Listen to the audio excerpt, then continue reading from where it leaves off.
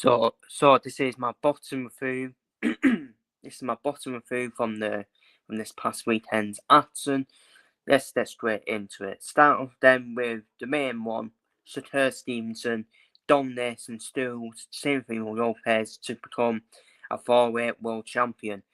And he stooled him, didn't he? He stooled Teofimo Lopez all the way through.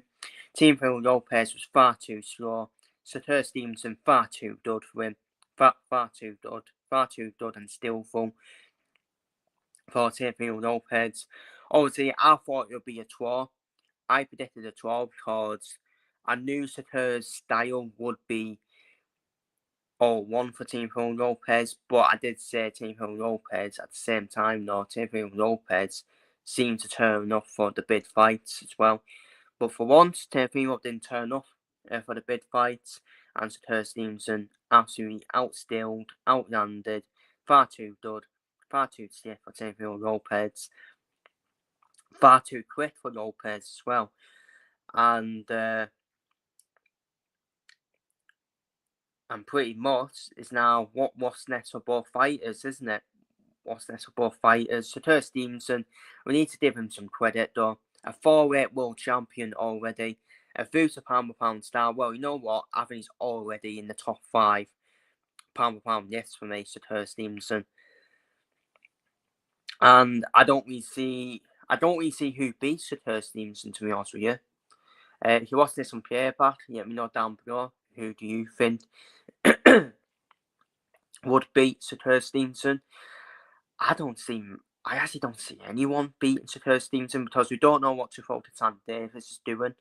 Teofimo Davis is obviously under arrest at the moment with his personal life and charges. And Devin Haney, well, Devin Haney's been hit and miss, hasn't he? Devin Haney stopped back on track after that Wayne Garcia defeat. I think they're the only two that maybe could cause a problem to Shakur Stevenson. But we don't know what both of them are going to do next. But yeah, in terms of what next for both fighters, I actually think both fighters will move up to welterweight, in my opinion. And Shakur Stevenson, and I think Shakur Stevenson will move up to welterweight and try and become a 5-weight champion, which is absolutely incredible, isn't it? Incredible yet to see stuff. And I mentioned I do think Devin Haney and Wayne Garcia are in contention to fight both of these fighters. Especially if Wayne Garcia can win the WBC belt against Mario Barrios. And you got Devin Haney, the WBO champion. And Devin Haney, he wants the big fights as well. I can see Devin Haney offering the fight to Shakur Stevenson. I really can. And I can see Teofimo Lopez fighting Wayne Garcia potentially. I think they had the perfect fights to make for me. Garcia against Lopez. I know Garcia's got quick hands for Lopez, to be fair. But I think they're the fights to make for me. And people say, what about Conor Benn? Conor Benn just makes a big noise for nothing. Let's be real. He's all noise, Conor Benn. Conor Benn's got no skills at all. He's got no skills. Conor Benn's best win is against a trained Chris Eubank Jr. And by the way, Conor Benn and Chris Eubank Jr. are nowhere near their father's levels as well. Conor Benn's not won an area title, so I think Conor Benn needs to focus on winning the area title first into the fighting for world titles, in my opinion. And Conor Benn wants to fight Roy Romero. Roy Romero will beat him. Roy Romero will beat Conor Benn, especially if Conor Benn's coming back down from 2 weight divisions, from 160 to 147. Roy Romero can stool him. He will steal Conor Benn. More skillful than Conor Benn. So I don't know what the hell Conor Benn's going to do, to be honest with you, because the fights Conor Benn has been linked with, he uses all of them for me. He uses all of them, apart from maybe Mario Barrios. But he uses every other fight for me, Conor Benn. So, yeah, Conor Benn has to make a fuss, make a noise. and I really hope he gets humbled, to be honest with you. Conor Benn is a chud sheet. Conor Benn has not really explained why he's been cleared yet. Yes, we will. And Conor Benn is a hypocrite as well. Conor Benn's a hypocrite. He wanted a rehydration clause with Huban, but he won't fight Lewis Crocker because Lewis Crocker wants a rehydration clause. Make it make sense. So yeah, Conor Benn is all noise for me. Conor Benn, he is not good at all. He's not good. Conor Benn only dominated Huban because Huban was so trained, and Huban is a 168 fighter, not a 160 fighter. But we're not getting into that then. Yes, we will.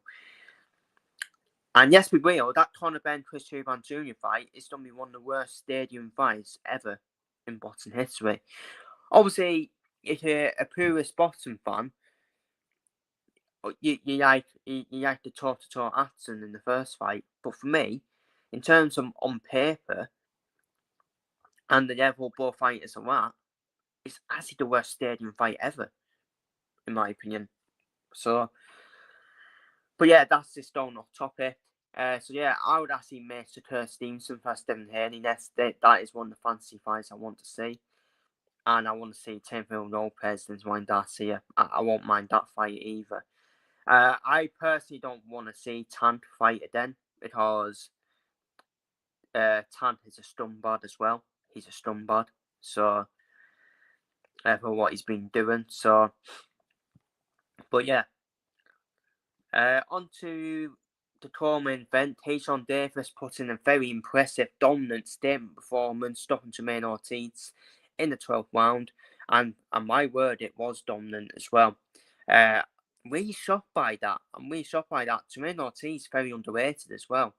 So this is the first time I've actually been fully impressed by Tayshaun Davis because this is a statement, dominant victory from him over a very good fighter in Jermaine Ortiz. Very good fighter, very underrated as well. And obviously, Tayshaun Davis, he wants the Devin Haney fight next. I think he needs to stay away from the Devin Haney fight, personally. I think Devin Haney steals him, personally. But yeah, what next? Obviously, Tayshaun Davis is mandatory for Shakur Stevenson's belt, but I think Shakur Stevenson will vacate that belt now after winning it. And I think Tayshaun Davis will fight for that belt, in my opinion. And that's the right move to do for Tayshaun Davis. Become a two-weight champion. After winning that lightweight. Now try and win that super lightweight as well. So that's the right way to do for Tayshaun Davis. So for me, Tayshaun Davis is nowhere near the level he thinks he's at in terms of Devin Haney, Shakur Stevenson, them sort of fights, Teofimo Lopez. He's nowhere near that level, let's be real. But he has been a world champion. So, in terms of like the champions at super lightweight, I actually think Tayshaun Davis can actually beat all of them, to be fair. Obviously, the Staunton Smith, that'll be a close fight, but Tayshaun Davis, with his background, he would expect to win that fight.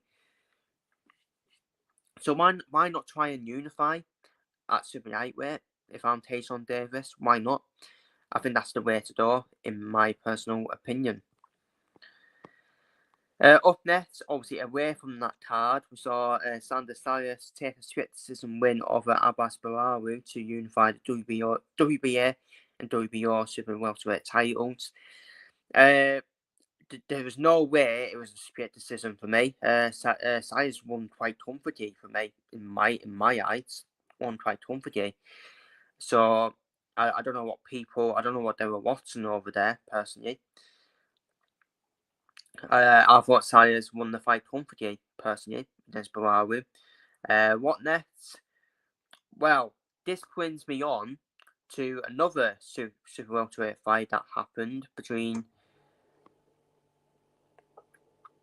Josh Tayi and Bahram Mataseyev, where Josh Tayi survives a knockdown and beats Mataseyev by majority decision to win the IBF Super Welterweight World Title. One of the best performances from the weekend for me.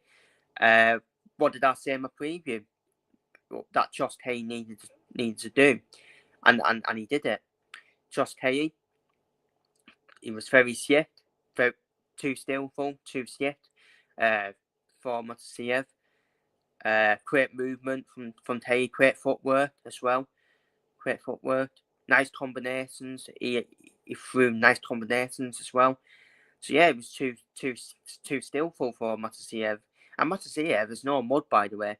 Yes, not say Matasiev was just a one-off. It was just a one style for Matasiev. Let's be real. And fair play to Josh Hay, because I said before this fight, how the hell has Josh Hay got this fight when he hasn't earned a title shot? But now he's proved me one. Fantastic performance from Josh Hay, despite obviously getting knocked down, which is the only negative for me. Getting knocked down, wasn't it? But it was a flawless performance from Josh Hay. And now this obviously brings me on to what next. And this is the unification fight I want to see. I want to see Handa Salas versus Josh Hay unification fight. It's the fight that makes sense for me. It's the fight that makes sense. Unification fight. It's a winnable fight for both fighters. I think Josh Hay's got a chance against him. Got whose chance to become a unified world champion. And I think Salas got a chance against him as well. I actually think it's the perfect match to make, in my opinion. Salas versus Hay unification fight. Have it on the zone. This my spots, isn't it? This my spots. Adam Booth wants Conor Benn. Well, I don't want to see Conor Benn get a world title shot. I just don't want to see Conor Benn succeed either. Because he should cheat. Simple as that.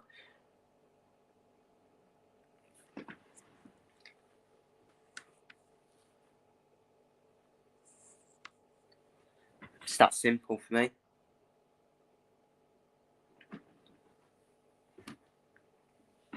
So, but yeah, up next, the next fight we're done with who was Bruce Townsend becoming the WBC Featherweight World Champion after knocking out Carlos Castro in round 9 to win the WBC Featherweight World title. Great counter-punching, decent performance from Bruce Townsend. I will say it's a decent performance. There's still a few flaws in Bruce Townsend for me. For me, Bruce Townsend does not beat the other champions, in my opinion. Anthony Yeo beats Townsend. Rafael Espinosa, the best featherweight in the world, beats Townsend easily. And I think Nick Ball beats Townsend as well, to be honest with you. And I think Inoue beats Townsend if Inoue steps up as well after his fight against Nakatani. And but yeah, Bruce Townsend, job done. Decent performance. Carlos Castro was Dame, wasn't he? He was a Dame opponent for Townsend, but Townsend counter-punching was key in the fight. And what next? This is what I think Bruce Townsend should do. I think he should have a 4-2 defense against the WBA interim champion, Marco Carrillo. In my opinion, that should be the fight to make sense. I think Townsend can win that fight. Have a title defense against Carrillo. Because I don't know where Nick Ball is. Obviously, he's an interim champion and mandatory for a shot against Nick Ball, but I just think Nick Ball will try and have a unification fight. That's my opinion, or another fight. So, but yeah, that's my thoughts on that one. Up next, we saw Jamel Miller beat Tinsley Abair by split decision and get back to winning ways. Again, I don't agree with it being split decision. I thought Jamel Miller won the fight. I thought it was a fight of two halves. I thought Abair took the first half of the fight, but then Jamel Miller came up strong in the second half of the fight. Obviously, everyone's talking about it. Jamel Miller's hair falling off, which is quite interesting. That his hair actually fell off. This is quite interesting. This shows that he doesn't really have real hair, and Jamel Miller is quite lucky that Tinsley Abair dassed out after 5 rounds, because if a bear didn't dash out, I actually think the bear would have probably won the fight. And I think that probably would have been the end of Terrell Miller, to be honest with you. But Terrell Miller, keeping himself away from what next for Terrell Miller? These are the fights for me I would like to see Terrell Miller up against. Martin Vettori. This with the size of Miller and Vettori, it just suits both of them, doesn't it? Suits both of them, to be fair. And Gerard Anderson, Terrell Miller's been talking a lot about Gerard Anderson, hasn't he? So why not get that fight done? Terrell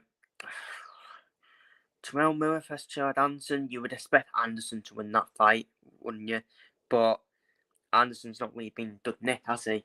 So yeah, they're the two fights I would make next for Terrell Miller, in my opinion.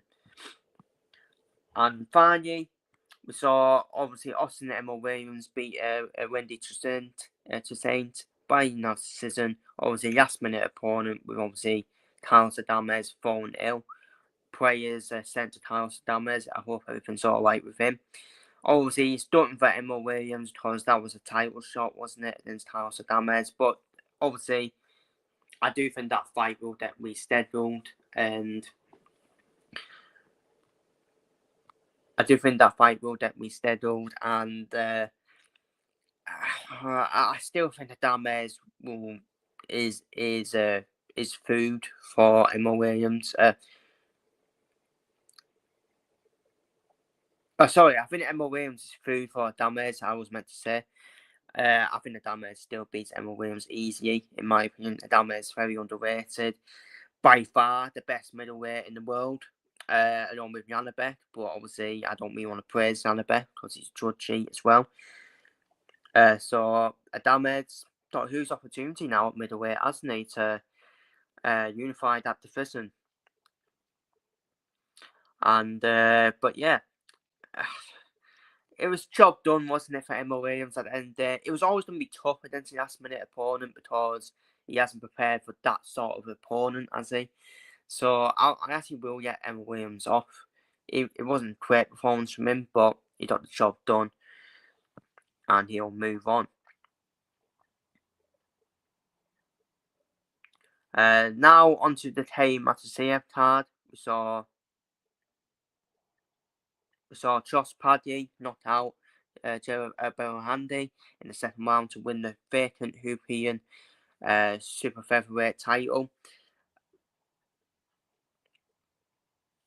I think super featherweight is his division, isn't it? And Josh Paddy just been getting better and better, hasn't he?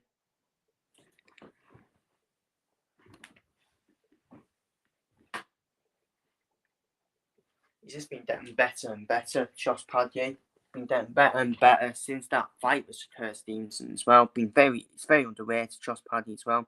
Technically skilled as well. And yeah, it was a dominant performance and easy work for him, wasn't it?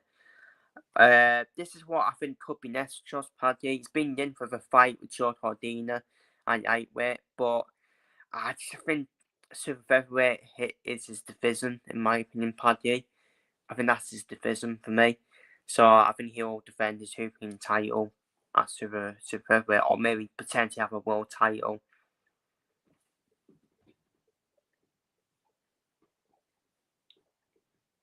Or potentially even have a world title in him there, potentially.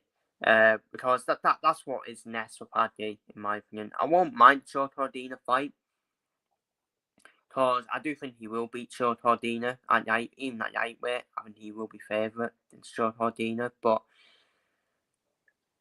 that'll be a good fight to make, 50-50, Paddy versus Cordina, in my personal opinion.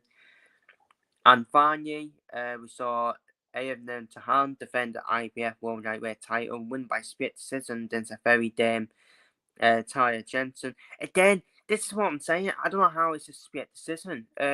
Don't get me wrong, it was a very underwhelming performance from Tahan, because we all expected a knockout, didn't we? Because that's the way she fights. But she still dominated. That fight. Yeah, Jensen was damn. But Tahan, she still pretty much won every round for me in that fight. And what next for Tahan? It's going to be a tough one. But I wouldn't be shocked if Jake Paul. I wouldn't be shocked if Jake Paul's on the phone to her and making a invitation fight with her and Caroline Dubois. I think that'd be a great fight. That'd be a great fight to make Tahan versus Dubois. I know people will probably look at this performance and say, "Oh, Tahan hasn't got a chance against Dubois after this performance," but I think that's the fight to make, isn't it? Dubois versus Tahan on MVP promotions as well. So, but yeah, but that is my bottom review. Of course, Shakur Stevenson does dominate this bottom review after being Teofimo Lopez, become a 4-weight world champion. But also, shout out to Tayshaun Davis for his statement performance against Jermaine Ortiz. Shout out to Josh Taylor becoming another British world champion on our hands. And yeah, feel free to leave your thoughts on everything I spoke about down below in the comments, and I'll see you on the next one.